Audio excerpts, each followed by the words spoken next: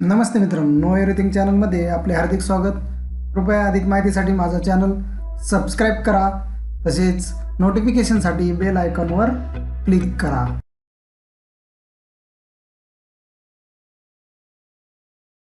नमस्कार. आज आपण आक, मदार, आकडा, अर्क अशा विविध नावाने ओळखणाऱ्या वनस्पतींना आपण पाहतोय. तर आयुर्वेदात याला दिव्य वनस्पती म्हणतात. ही जी वनस्पती आहे याला आमच्या भागामध्ये रुई किंवा रूट असं म्हटलं जातं. सूर्य प्रबळ असताना याची वाढ होते. सूर्याचे तेज जसे जसे कमी होईल तसे याचेही होते. याच्या 4 जाती आहेत त्यापैकीचा हा एक प्रकार तुम्हाला मी या ठिकाणी दाखवत आहे. पण ह्याला आयुर्वेदामध्ये अत्यंत उपयुक्त असं स्थान आहे. या ठिकाणी हे जे आहे हे नॅचरल स्टेरॉइड आहे, अल्कोलाइड आहे, तसेच ट्रायटोपेनॉइड आहे. यामध्ये नॅचरल पेनकिलर असतं, म्हणजे ज्या वेदना आहेत ते वेदना शामक करण्याची क्षमता ह्या वनस्पतीमध्ये आहे.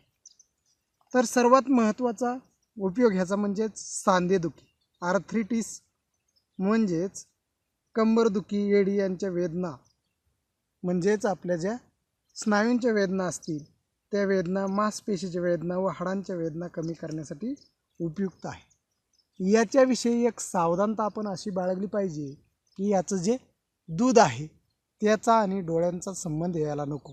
हे जर डोळ्यात गेल्यामुळे आपल्या डोळ्याची रोशनी कमी होते, म्हणजेच दिसायला आपल्याला कमी होऊ शकतं किंवा आपल्याला कायमचं अंधत्व पण येऊ शकतं. तर याचे आयुर्वेदामध्ये काय काय उपाय सांगितलेले आहेत ते तुम्हाला मी सांगणार आहे. आपल्याला जर कफ किंवा खोकला झाला तर तो खोकला झाल्यानंतर त्याच्यासाठी हे मदार, रुई किंवा आक जे तुम्हाला समोर स्क्रीनवर दिसत आहे तर ते बहुमूल्य असं आहे. तर हे जे पांढऱ्या फुलांची जी आक असते याला धार्मिक महत्त्व आहे. याचं जर आपण आपल्या अंगणात ही जर पांढऱ्या फुलांची आक किंवा मदार असेल तर आपलं घरातील वैभव वाढतं, आपल्या घरातील लक्ष्मी वाढते. शब्दशः सांगायचं तर आपली भरभराट होते. तर याचं जर शारीरिक किंवा आरोग्याच्या दृष्टीने महत्त्व पाहिलं तर ह्याचं आपण खोकला किंवा कफ जो आहे, कफाचा खोकला असेल तर हे जे समोर जी वनस्पती दिसते त्या मुळाचं चूर्ण घ्यायचं 2 ग्रॅम, आणि जुना गूळ आपण 5 ग्रॅम घ्यायचं, काळ्या मिरी 3 घ्यायचा आहे. सर्वांची एकत्रित पेस्ट बनवायची आणि त्या पेस्टच्या हरभऱ्या एवढ्या गोळ्या तयार करायच्यात आणि दररोज सकाळी एक आणि संध्याकाळी एक कोमट पाण्यासोबत घ्यायच्यात. असं जर आपण 8 दिवस केलं तर आपला खोकला गायब झालेला असेल. त्यानंतर तुम्हाला जर गजकर्ण असेल, फंगल इन्फेक्शन असेल, फोड आलेले असतील तर ह्याचे जे मूळ आहेत त्या मुळांचा लेप आपण पाण्यासोबत 7 दिवस लावायचा आहे.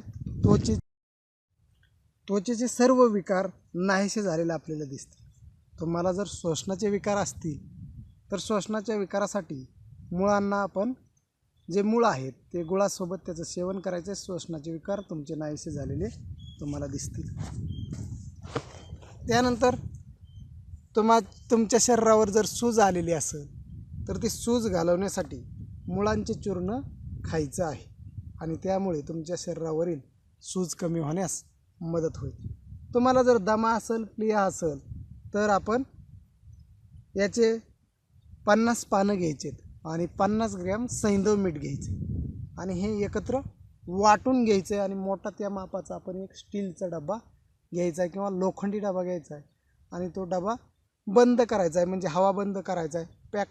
पक्क त्याचं झाकण लावायचं आहे आणि तो डबा आगीमध्ये, जाळामध्ये, हारामध्ये ठेवायचा आहे आणि त्यामुळे तुमचं 15 मिनिट तो डबा हारामध्ये ठेवल्यानंतर आपण तो थंड होऊन द्यायचा आहे. तो थंड झाल्यावर त्याच्यामध्ये चूर्ण तयार झालेलं आपल्याला दिसेल आणि ते जे चूर्ण आहे त्या चूर्णाचं सकाळी आणि संध्याकाळी 5-5 ग्रॅम सेवन मधासोबत आणि किंवा पाण्यासोबत करायचं आहे. तुमचा दमा आणि प्लेहा निघून गेलेले असेल. तुम्हाला जर डोकेदुखी असेल अर्धं डोकं दुखत असेल, पूर्ण डोकं दुखत असेल, तर ह्या मदारचे किंवा रुईचे वाळलेले लाकूड एका बाजूने पेटवायचे, जाळायचे आणि दुसऱ्या बाजूने जो धूर आपण नाकाने ओढून घ्यायचा आहे. त्याद्वारे तुमची डोकेदुखी गायब झालेली तुम्हाला दिसेल. कुत्रा चावला असेल तर मदारचं दूध 3 ते 4 काळ्या मिरीसोबत मिसळायचं आणि त्याचं सेवन करायचं आहे. 9 दिवस घेतल्यानंतर आपल्या शरीरातील कुत्र्याचं सर्व विष निघून जाण्यास मदत होईल. तुम्हाला जर मूळव्याध झाला असेल तर ह्याची पानं फुलं एकत्रित पाण्यामध्ये भिजवत ठेवायचेत आणि त्याच्याद्वारे आपला गुदा धुवून काढायचा आहे. त्याद्वारे तुमचं जे बवासीर असेल, मूळव्याध असेल ते निघून जाणार आहे, कमी होणार आहे. तुम्हाला तुमचे जर डोळे दुखत असतील तर मदार किंवा आकचे दूध आपण उजव्या व डाव्या बाजूच्या पायाच्या बोटांना लावायचे.